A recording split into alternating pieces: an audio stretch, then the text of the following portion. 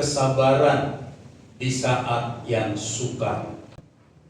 Saya merasa bahwa ketika selesai COVID-19, itu bukan berarti selesai semua. Efek yang ditimbulkan olehnya itu terasa sampai sekarang ini, di mana kita mengalami banyak sekali kesukaran, baik soal ekonomi, soal sakit penyakit, soal hubungan. Jadi memang semakin hari hidup ini bukan semakin baik. Hidup ini akan semakin sulit karena itu yang disampaikan oleh firman Tuhan. Tetapi sebagai orang percaya, apa yang akan kita lakukan? Saat-saat kedatangan Tuhan itu dunia akan semakin sulit, dunia akan semakin sukar. Tetapi kita diminta sebagai orang percaya harus tetap bersabar dan meneguhkan hati. Dunia semakin sulit, masalah ekonomi, penghasilan menurun, keretakan dalam rumah tangga, hubungan dan sebagainya. Nah, itu sebabnya tadi kita baca firman Tuhan itu disebutkan kata bersabar sebanyak 4 kali, kemudian kata bertekun sebanyak 2 kali. Maka saudara, inilah yang harus kita lakukan sebagai orang percaya di tengah-tengah dunia yang sukar ini. Bersabar, bersabar, bersabar dan bertekun, ya. Karena apa? Karena yang Tuhan inginkan di dalam keadaan seperti ini bukan Tuhan menyelesaikan persoalan kita, bukan Tuhan selesaikan penderitaan kita, tapi Tuhan ingin garap supaya kita memiliki karakter yang semakin hari semakin serupa dengan Tuhan kita Yesus. Terus kita akan lihat. Maka saudara, apa itu arti sabar? Dalam Kamus Besar Bahasa Indonesia, sabar itu yang pertama dikatakan tahan menghadapi cobaan. Ya, tidak lekas marah, tidak lekas putus asa, tidak lekas patah hati. Jadi orang sabar itu mereka adalah orang yang tabah. Yang kedua, dalam Kamus Bahasa Indonesia, Besar Bahasa Indonesia dikatakan bahwa sabar itu adalah seorang yang tetap tenang dalam keadaan-keadaan yang sukar. Tidak tergesa-gesa, tidak terburu nafsu, tidak mengambil keputusan yang gegabah sehingga merugikan dirinya sendiri. Jadi jangan tergesa-gesa. Ada sebuah peristiwa, sekali waktu ada 3 orang naik pesawat untuk terbang ke satu tempat. Jadi ini pesawat kecil, 3 orang dengan pilotnya berarti ada 4. Lalu ketika ada di dalam ketinggian, pesawat itu mengalami masalah. Mesin mereka mengalami masalah sehingga pilot berkata pesawat kita sebentar lagi akan jatuh. Tetapi di pesawat ini hanya tersedia 3 parasut. Ya, kalau mereka jatuh, keluar dari pesawat ada parasut yang akan nanti menerbangkan mereka, begitu kan? Cuma ada 3, tapi ada 4 orang. Pilotnya berkata begini, saya tentu tidak ingin mengambil resiko, saya harus menyelamatkan diri. Dia tahu tempat parasutnya, dia ambil, langsung dia lompat. Yang kedua, ada seorang pengusaha. Oh, saya ini punya usaha banyak dan saya ini punya pabrik yang mempekerjakan banyak orang. Kalau saya tidak ada, maka pabrik saya bisa tutup dan banyak orang jadi pengangguran. Maka saya harus terbang juga. Saya harus menyelamatkan diri. Dia mengambil parasutnya dan dia keluar dari pesawat. Lalu tinggal 2 orang, yang satu anak muda, yang satu lagi pendeta tua. Sudah tua maksudnya. Lalu si pendeta berkata begini, nah kamu masih muda, saya sudah tua. Sudahlah, ambil parasut itu karena tinggal 1 lagi, kamu nanti bisa pulang, kamu bisa teruskan hidupmu. Saya sudah tua, saya juga nggak apa-apa kalau pulang ke rumah Bapak. Tapi si anak muda ini berkata begini, oh tenang Bapak Pendeta, kita berdua akan selamat. Mengapa begitu? Kan parasut tinggal 1. Tadi waktu pengusaha itu dia bilang dia harus selamatkan diri karena dia punya karyawan banyak. Dia dengan gegabah cepat-cepat mengambil parasut, tetapi sebenarnya itu tas ransel pramuka saya katanya. Jadi waktu diambil, dia pakai, dia terjun, matilah dia. Kita masih punya 2 parasut, Bapak Pendeta, kita akan selamat. Lihat, betapa orang yang terburu-buru, tergesa-gesa, dia akan mengalami resiko yang membahayakan dirinya. Jadi orang yang sabar, dia tetap tenang dan tidak terburu-buru. Terus next kita akan lihat. Mengapa kita harus sabar? Sebab kesabaran itu adalah sifat Allah. Panjang sabar. Orang yang panjang sabar itu nanti akan mengalami keadaan-keadaan yang baik. Yang kedua, mengapa kita harus sabar? Sebab orang yang sabar itu selalu terpuji. Dan yang ketiga, mengapa kita harus sabar? Karena bersabar itu adalah salah satu buah roh, sifat yang dihasilkan oleh orang yang hidupnya melekat pada Kristus. Kalau dia melekat kepada Kristus, maka dia akan berbuah dan dia akan menjadi orang yang sabar. Terus next kita lihat. Kepada siapa kita sabar? Maka yang pertama, sabarlah terhadap sesama. Sesama itu adalah orang-orang yang ada di sekitar kita. Siapapun itu. Mau orang Kristen, bukan orang Kristen. Mau keluarga, bukan keluarga. Sebenarnya manusia itu akan berjumpa dengan sesama yang nanti akan saling bergesekan. Ingat ya, saya pernah katakan manusia itu kalau berkumpul ada 3-4 orang ya, rambut sama hitam, ya, kulit boleh sama sawo matang, pikirannya nggak sama, tujuannya nggak sama, itu yang membuat terjadinya gesekan. Maka kita harus sabar terhadap sesama. Tidak semua orang kita hadapi itu sesuai dengan keinginan kita. Ada banyak orang yang karakternya ngejengkelin banget. Aduh, saya baru ketemu orang yang seperti begitu. Sepanjang saya menjadi gembala sidang, apa yang saya bilang biasanya semuanya akan diam dan tapi kali ini saya bisa berjumpa dengan orang yang saya bilang A, dia tetap bilang B, sekalipun dia tahu mungkin B-nya salah. Akan ada saja orang-orang begitu. Tapi sebenarnya orang yang menjengkelkan kita itu sebenarnya bisa menjadi guru bagi kesabaran kita. Saya ulangi, orang yang menjengkelkan kita, orang yang membuat kita marah, kadang-kala membuat kita begitu geram, itu bisa menjadi guru bagi kesabaran kita. Menghadapi kesalahan, menghadapi kekurangan orang lain, jangan cepat marah, emosi, harus bisa menahan diri.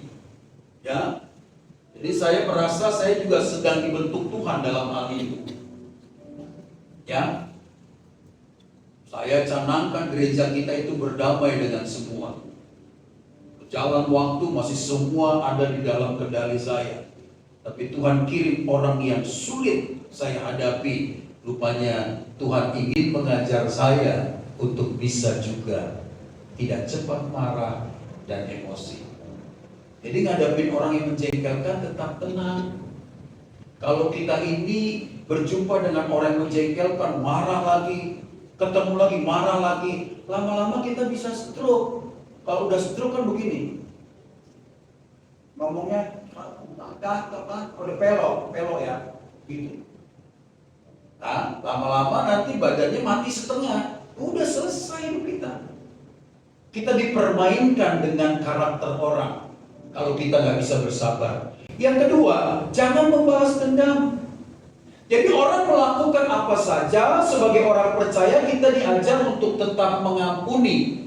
Ingatkah firman Tuhan katakan bila engkau ditampar pipi kiri, kasih pipi kanan. Itu bukan hal yang bodoh. Buat orang dunia itu kebodohan. Tapi buat orang yang mengerti kebenaran, betapa sebenarnya kita selalu bisa membawa damai kalau kita bisa mengampuni setiap kekurangan orang lain. Terus next kita lihat. Kuncinya untuk kita bisa sabar, menghadapi sesama, tidak gampang emosi, dan mudah mengampuni adalah hidup dalam kasih Allah. Kalau kita tahu Allah mengasihi kita, Dia menyelamatkan kita, maka kita juga akan berbuat sama dengan orang lain. Kalau kita hidup dalam kasih Allah. Kalau kita nggak hidup di dalam kasih Allah, wah, kita akan mengasihi diri kita sendiri. Kita hanya memikirkan apa yang menyenangkan, apa yang menguntungkan, apa yang menyukakan kita. persetan dengan orang lain. Lo mau susah, lo menderita, mampus lo situ. Nah, begitulah prinsip orang yang tidak hidup dalam kasih Allah. Tapi orang yang hidup dalam kasih Allah maka diperintahkan, jadikan sesamamu sama pentingnya seperti dirimu sendiri. Nah, itu dia. Ya, coba terus naik kita lihat. Yang kedua, mengapa kita harus sabar? Sebab sabar itu, ya, apa yang harus kita lakukan dalam kesabaran? Kita harus sabar dalam menantikan waktunya Tuhan. Ingat, waktu Tuhan bukan waktu kita. Tapi kalau kita nyanyikan enak, waktu Tuhan, wah pasti yang terbaik. Mau nggak nunggu waktunya Tuhan? Kalau nyanyi enak ya.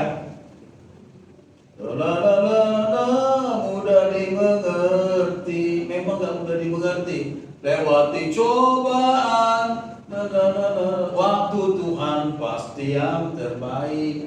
Tapi kita doa gak dijawab. Kita berharap Tuhan tidak kabulkan. Kita mulai bertanya-tanya tentang kebaikan Tuhan. Pada akhirnya kita bisa tinggalkan Tuhan hanya karena kita tidak bisa menunggu waktunya Tuhan. Saudara, Tuhan itu gak akan bisa disogok dengan cara apapun. Kalau belum waktunya, dia gak akan bisa dipengaruhi. Karena Tuhan tahu yang terbaik. Ya, kalau nanti cepet-cepet doa kita dijawab, biasanya kita cenderung gak lagi serius berdoa, gitu ya. Kalau Ibu Gembala kan sekarang tiap pagi suka doa. Takutnya nanti kalau doanya dijawab, gak sesemangat ini lagi. Makanya Tuhan biarin masalahnya terus berkepanjangan. Ulur lagi, biarin. Sebab Tuhan itu merindukan penyembahannya. Tuhan merindukan persekutuannya. Apa susahnya buat Tuhan mengabulkan doamu? Tinggal berkata begini doang, selesai. Jadi orang Tuhan ciptain dunia, tinggal berkata jadilah terang, jadilah bumi. Jadi, nah kecenderungan hati manusia kalau doanya udah terjawab, ya nggak semangat seperti dulu, nggak serius mencari seperti dulu. Jadi Tuhan ulur-ulur. Tapi pastikanlah waktu Tuhan adalah yang terbaik. Katakan amin. Dia tidak pernah gagal, dia tidak pernah salah. Jadi kita harus sabar menanti waktu Tuhan. Terus, saudara yang dikasih Tuhan, menurut survei, orang itu bisa kehilangan kesabaran setelah 17 menit menunggu antrian. 5 menit masih oke, 10 menit masih oke, 15 menit boleh kasar kusuk, 17 menit biasanya dia ngambil keputusan untuk tidak ada dalam antrian. Nah itu dia, apalagi orang Indonesia. Orang Indonesia kalau di luar negeri itu paling rese. Lihat, kalau tiba-tiba ada orang yang nyelak antrian, itu pastikan orang Indonesia. Orang Jepang gak akan melakukan itu. Lihat, ya, kalau kita kan enggak, pintu baru keluar, orang belum keluar, kita udah masuk duluan, makanya berdebuk gitu. Lihat deh, di terminal-terminal, di stasiun-stasiun di Indonesia, kacau sekali. Ya, tidak bisa tertib. Jadi biasanya 9 menit menunggu di telepon, nah ini udah gelisah. Kan lagi telepon nih, halo? Oh iya tunggu, sorry sebentar ya, ada telepon masuk, matiin. Ditunggu-tunggu, mana bukan telepon lagi nih. Udah sampai 9 menit, dia pasti pergi, tinggalkan percakapan itu. Gak bisa sabar. Ya, biasanya orang yang tidak bisa sabar, dia merugikan dirinya sendiri. Ya, makanya jangan tergesa-gesa, karena orang tergesa-gesa sering salah. Nah saudara, di dalam Ibrani 6 ayat 12, 15, iman dan kesabaran itu sebanding, berjalan bersamaan. Maka kalau kita memiliki kesabaran, kita akan tahu waktu Tuhan itu pasti yang terbaik. Katakan amin. Karena Pengkhotbah 3 ayat 11, apa dikatakan? Lupa.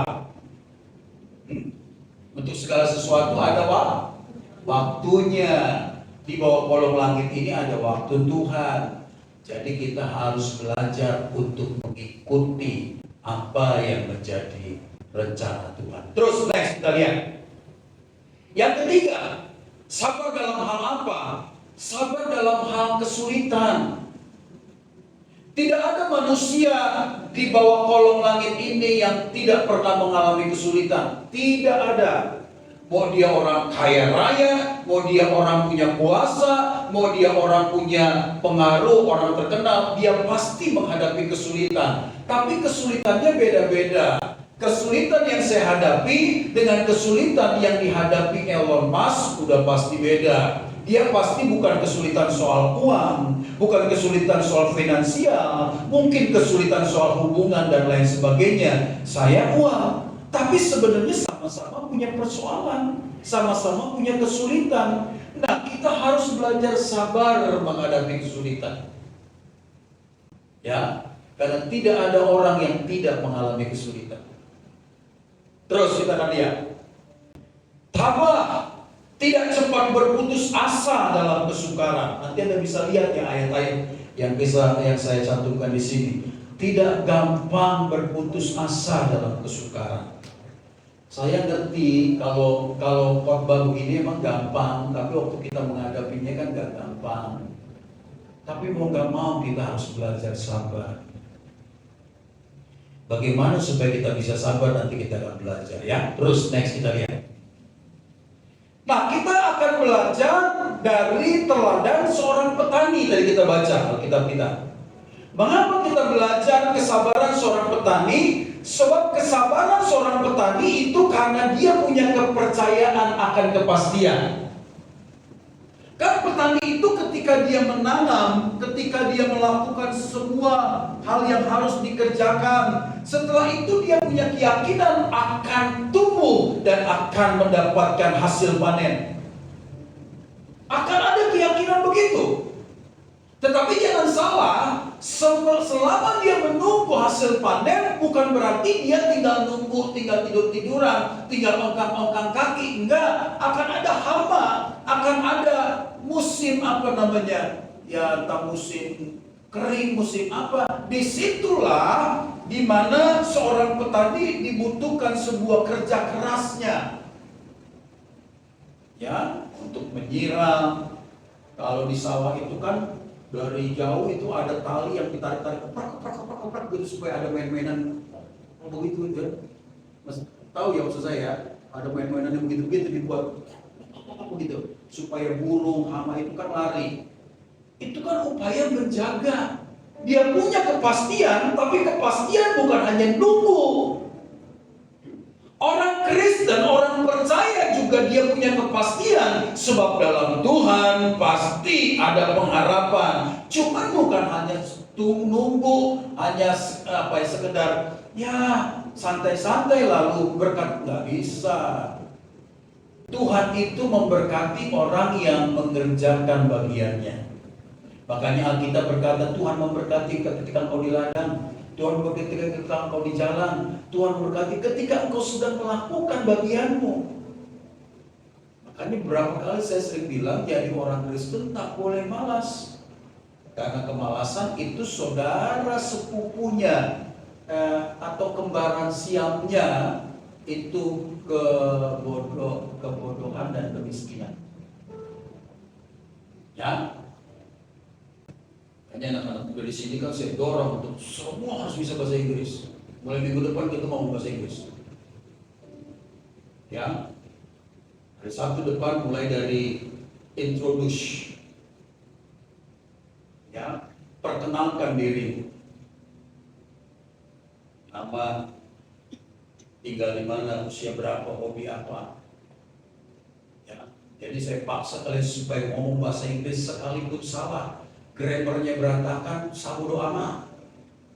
Ya, kita paksain diri kita. Kita harus punya sasaran yang jelas dalam hidup kita. Ya, tapi memang dibutuhkan sebuah tekad, kemauan keras. Kan saya udah bilang, bayangkanlah cucunya Ibu Melva itu yang orang kaya, udah kaya begitu, cucunya udah kaya karena bapaknya itu kan pejabat di kepolisian, di Polri. Sebentar lagi udah mau jadi kombes dia itu. Kalau udah kombes dia jadi polres gitu. Nah, Coba, udah kaya, cantik, pinter. Nah kita nggak kaya, nggak cantik, nggak pinter. Nah, masa semuanya buat dia? Buat kita apa? Jangan bilang, iya Pak, dia kan orang kaya, jadi banyak fasilitasnya, bisa belajar, bisa les. Dia nggak les. Opungnya sendiri ngomong dia itu cuma biarkan tampangku pas-pasan, tapi otakku brilian. Gitu. Apalagi laki-laki ya, walau kau tak tampan, tapi usahakan kau mapan. Supaya tampangmu itu termaafkan. Setuju ya? Kalau kau tak tampan, usahakan mapan, supaya wajahmu yang tak tampan termaafkan. Nah udah gak tampan, gak pinter juga, gak siapa-siapa. Jangan di sini jangan begitu ya. Semangat semua kita. Masa kita nggak bisa, kita mainkan. Ya. Jadi petani punya kepercayaan akan kepastian, tapi dia juga punya andil untuk ada di dalam pengharapan. Nggak ada petani itu setelah nanam dia diam-diam, ya nggak ada. Dia akan terus memantau, dia akan terus memperhatikan, dia akan terus menyirami, memupuk dan seterusnya.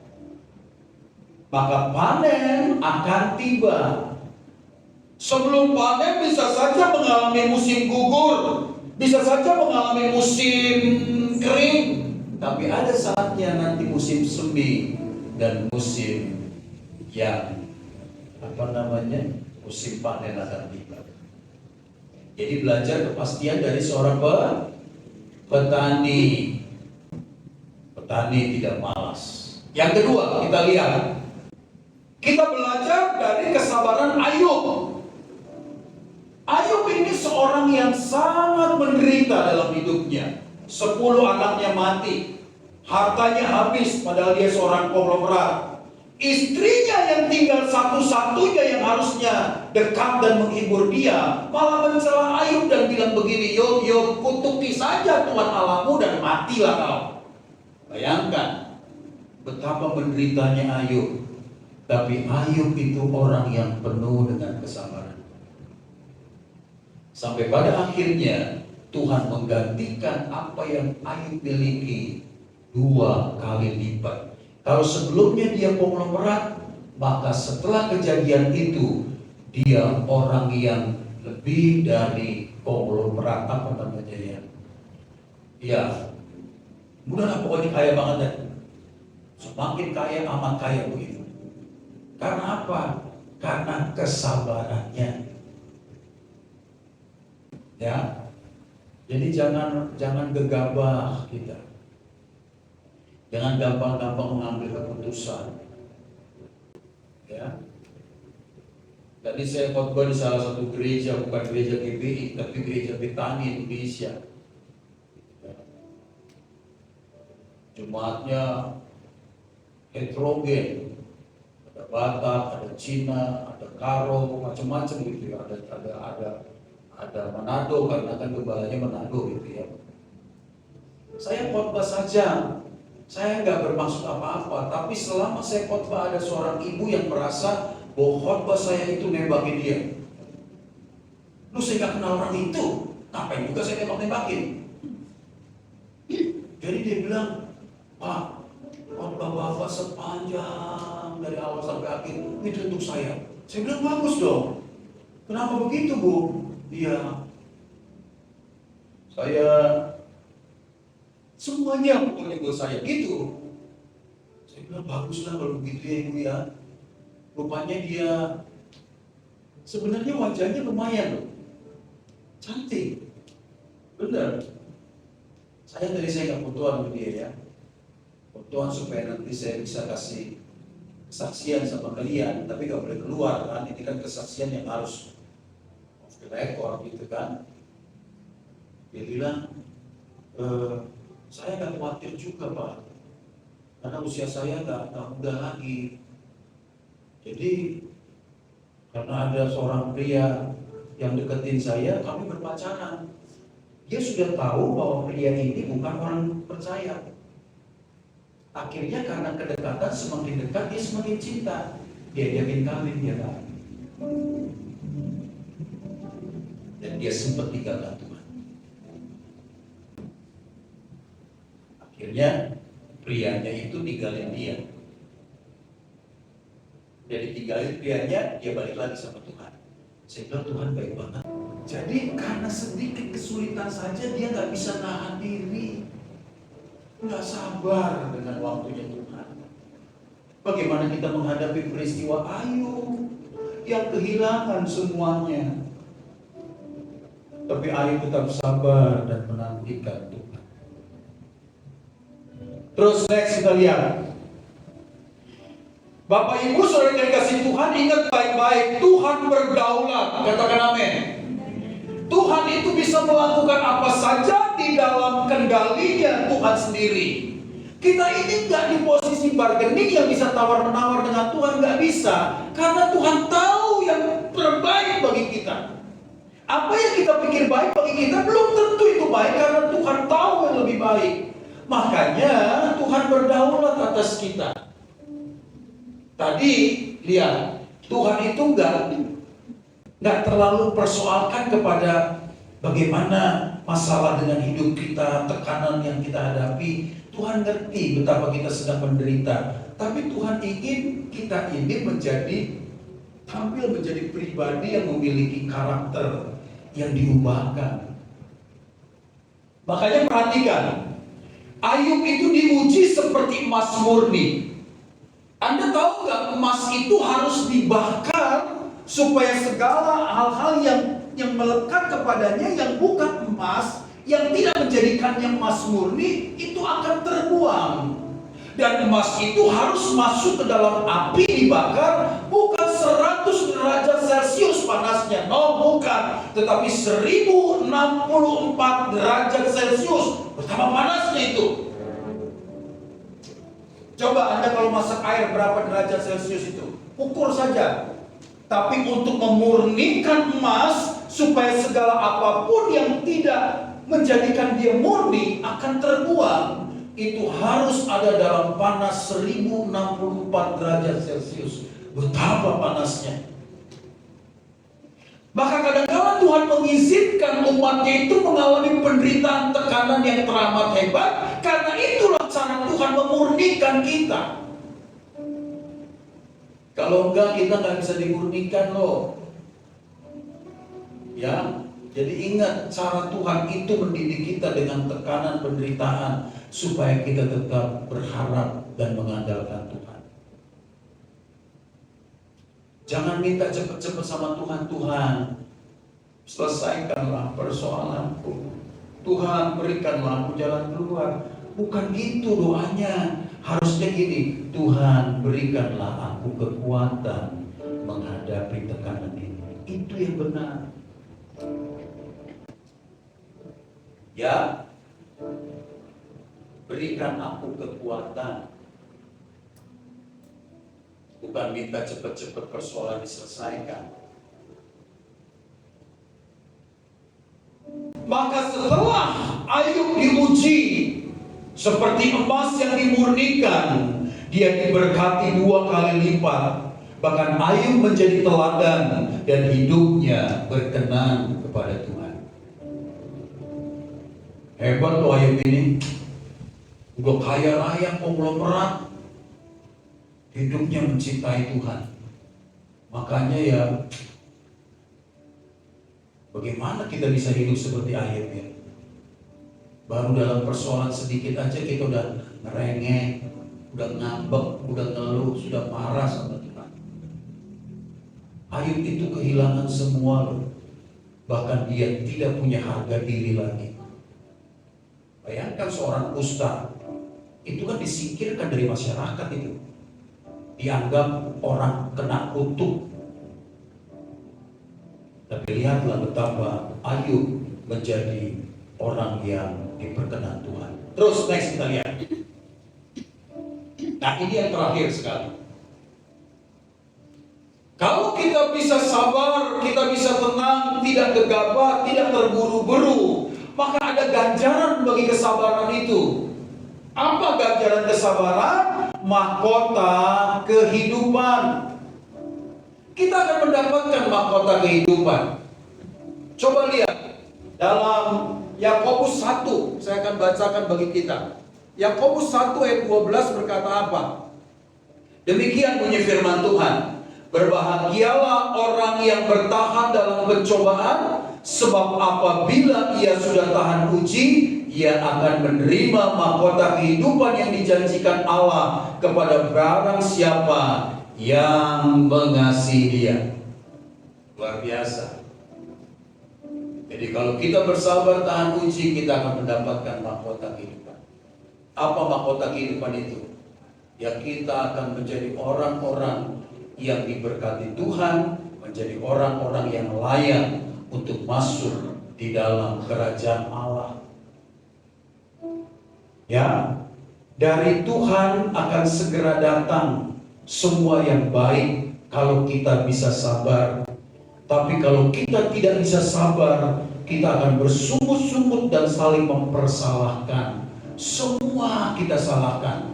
Orang marah itu selalu mencari kambing hitam. Orang marah itu selalu mencari orang untuk dipersalahkan. Tapi orang sabar, dia akan selalu melihat semua ada dalam rencana Tuhan. Makanya di dalam kitab Amsal dikatakan begini, orang sabar itu melebihi seorang pahlawan. Kalau pahlawan itu hanya bisa berperang mengalahkan musuh, tapi seorang yang sabar itu merebut sebuah kota. Artinya dia bisa menaklukkan lebih banyak lagi orang. Karena persoalannya, kesabaran itu adalah soal bagaimana kita menaklukkan diri kita. Banyak pemimpin bisa memimpin ribuan orang. Banyak pemimpin bisa mempengaruhi banyak orang, tapi dia gagal memimpin dirinya sendiri. Tapi bila seorang pemimpin mampu menaklukkan dirinya, dikatakan di dalam Alkitab dia lebih dari seorang pahlawan yang merebut sebuah kota. Merebut sebuah kota.